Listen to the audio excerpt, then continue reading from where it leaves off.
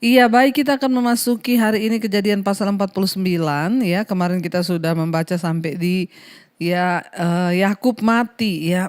Jadi Yakub pada waktu itu akhirnya berkata kepada Yusuf, ya, tidak lama lagi aku akan mati. Tetapi Allah akan menyertai kamu dan membawa kamu kembali ke negeri nenek moyangmu.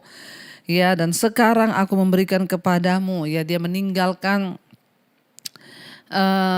warisan, yaitu berkat bagi cucunya, yaitu anak Yusuf, Efraim dan Manasye.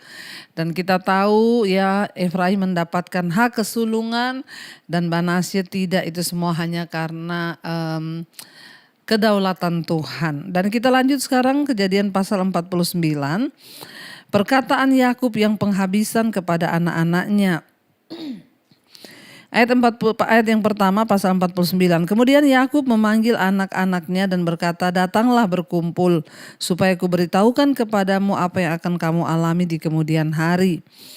Ya, berhimpunlah kamu dan dengarlah, ya anak-anak Yakub, dengarlah kepada Israel ayahmu. Yang ketiga, Ruben, engkaulah anak sulungku, kekuatanku dan permulaan kegagahanku. Engkaulah yang terutama dalam keluhuran dan yang terutama dalam kesanggupan.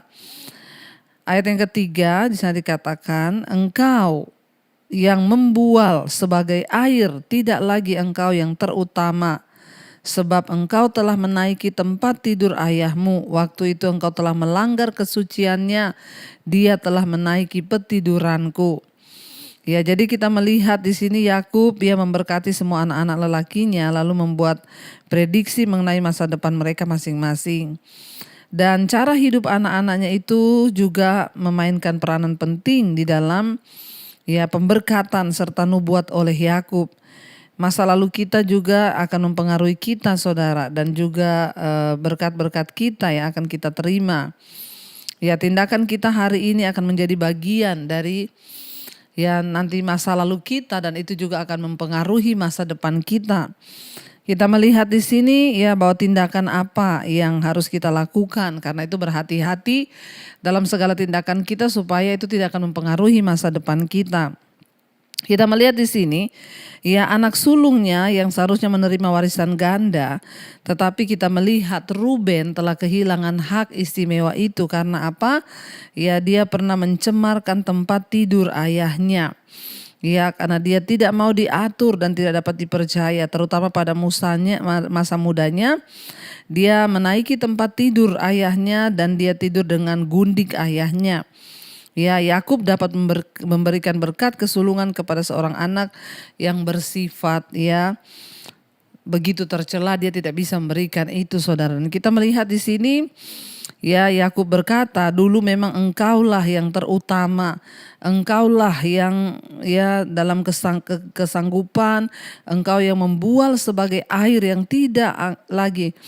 Ya, engkau dikatakan, Yakub berkata, engkau anak sulungku, kekuatanku, permulaan kegagahanku. Engkau yang terutama dalam keluhuran. Tetapi kita lihat ayat 4, dia bilang engkau telah membual sebagai air dan tidak lagi yang terutama. Kenapa? Sebab engkau telah menaiki tempat tidur ayahmu. Pada waktu Ruben meniduri gundik Yakub ayahnya sendiri. Yang kelima dikatakan Simeon dan Lewi, saudara, senjata mereka ialah alat kekerasan. Simon dan Lewi bersaudara, senjata mereka ialah alat kekerasan. Janganlah kiranya jiwaku turut dalam permufakatan mereka. Janganlah kiranya rohku bersatu dengan perkumpulan mereka. Sebab dalam kemarahannya mereka telah membunuh orang. Dan dalam keangkaraannya mereka telah memotong urat keting lembu. Terkutuklah kemarahan mereka sebab amarahnya keras, terkutuklah keberangan mereka sebab berangnya bengis. Aku akan membagi-bagikan mereka di antara anak-anak Yakub dan menyerahkan mereka di antara anak-anak Israel. Ya, kita melihat di sini, saudara. Ya, setelah dikatakan di sana, setelah Ruben yang tertua tadi sudah dikatakan, lalu kita melihat di sana ada Lewi. Dia berkata di sana Lewi dan Simeon ya bersaudara. Senjata mereka ialah alat kekerasan. Kita ingat ketika anaknya ya diperkosa yang bernama Dina. Lalu Simeon dan Lewi membunuh ya orang yang memperkosa anaknya itu, dan mereka bahkan membunuh satu kota, saudara. Dan Yakub sangat marah pada waktu itu karena mereka bertindak dengan kekerasan dan amarahnya. Dan di sini Yakub berkata kepada mereka, terkutuklah kemarahan mereka sebab amarahnya keras. Kita melihat di sini hati-hati dengan tindakan kita, saudara. Bahkan sebelum mati, Yakub meninggalkan pesan dan mengungkit semua yang kesalahan anak-anaknya lakukan, saudara, pada waktu itu. Dan itu akan menentukan berkat yang akan mereka terima, demikian juga Tuhan. Jadi hati-hati dalam kita bersikap. Lalu di sana dikatakan, saudara, ayat yang ke-8, Yehuda, engkau akan dipuji oleh saudara-saudaramu, tanganmu akan menekan tengkuk musuhmu, kepadamu akan sujud anak-anak ayahmu. Yehuda adalah seperti anak singa, setelah menerkam engkau naik ke suatu tempat yang tinggi, hai anakku. Ia meniarap dan berbaring seperti singa jantan atau seperti singa betina. Siapakah yang berani membangunkannya? Ayat yang ke-10, tongkat kerajaan tidak akan beranjak dari Yehuda, ataupun lambang pemerintahan dari antara kakinya sampai dia datang yang berhak atasnya. Maka kepadanya akan takluk bangsa-bangsa. Ayat 11, ia akan menambatkan keledainya pada pohon anggur dan anak keledainya pada pohon anggur pilihan. Ia akan mencuci pakaiannya dengan anggur dan bajunya dengan darah buah anggur. Matanya akan merah karena anggur dan giginya akan putih karena susu. Ya, kita melihat di sana Yehuda adalah yang telah menjual Yusuf ke dalam perbudakan dan berusaha menipu menantu perempuannya. Tapi mengapa Yakub memberikan berkat itu kepada Yehuda? Kenapa, saudara? Karena Allah lah yang telah memilih Yehuda untuk menjadi nenek moyang dari garis keturunan raja-raja Israel. Itulah artinya dikatakan tongkat kerajaan tidak akan beranjak dari Yehuda. Ini mungkin disebabkan karena perubahan karakter Yehuda yang sangat dramatis ya. Yehuda mau berubah. Bahkan ketika adiknya yang paling bungsu ditahan oleh Yusuf, ingat Yehuda maju dan berkata, aku akan menggantikan dia. Pertobatan itu akan membuat seseorang diberkati oleh Tuhan. Ya, dan garis keturunan Yehuda lah yang melahirkan Mesias, yaitu Yesus Kristus, saudara ya. Lalu sampai dia datang, di tadi saya dikatakan yang berhak atasnya. Ini juga dapat diterjemahkan dengan sampai ya, Siloh datang. Apa artinya Siloh? Arti dari ayat yang sulit ini masih diperdebatkan. Siloh ini mungkin merupakan nama lain, saudara, untuk Mesias. Atau dengan kata yaitu yang diutus. Dan kita tahu bersama bahwa Yesus Kristuslah yang datang lewat garis keturunan Yehuda, saudara. Ayat yang berikutnya dikatakan di sana ya Sebulon, ayat 13. Sebulon akan diam di tepi pantai laut, ia akan menjadi pangkalan kapal dan batasnya akan berisi dengan Sidon, saudara ya, dikatakan. Ayat yang ke-14, Isakar adalah seperti keledai yang kuat tulangnya, yang meniarap di apit bebannya. Ayat 15, ketika dilihatnya bahwa perhentian itu baik dan negeri itu permai, maka disendengkannya lah bahunya untuk memikul, lalu menjadi budak Rodi. Ya, dan kita melihat ayat 16, adapun Dan ia akan mengadili bangsanya sebagai salah satu suku Israel. 17, semoga Dan menjadi seperti ular di jalan, seperti ular beludak di denai yang memanggut tumit kuda, sehingga penunggangnya jatuh ke belakang. Ayat 18, aku menanti-nantikan keselamatan yang daripadamu ya Tuhan. Ayat 19, Gad, ia akan diserang oleh gerombolan, tetapi ia akan menyerang tumit mereka. Kita melihat di sini, saudara, ya, di tengah-tengah nubuatannya untuk Dan dan Yakub, untuk Dan Yakub menyatakan, aku menanti-nantikan keselamatan daripadamu. Ayat 18 tadi, aku menanti-nantikan keselamatan yang daripadamu ya Tuhan. Ya, Yakub sedang menekankan kepada Dan bahwa Dan akan menjadi seorang pemimpin yang kuat hanya bila ia percaya dan sungguh-sungguh menanti-nantikan Tuhan. Ya, bukan pada kekuatan atau kemampuan alamiahnya. Karena itu Yakub mengingatkan kepada Dan untuk senantiasa menanti-nantikan keselamatan yang dari Tuhan. Orang yang kuat, ya, menarik atau berbakat, ya, seringkali merasa lebih percaya pada dirinya sendiri daripada kepada Allah. Karena itu Yakub mengingatkan kepada Dan untuk terus mengingat akan Tuhan dan selalu berterima kasih kepada Allah dan percaya serta menanti-nantikan Tuhan untuk bekerja di dalam kehidupannya dan memampukan dia. Ayat 20, Asyir makanannya akan limpah mewah dan ia akan memberikan santapan raja-raja.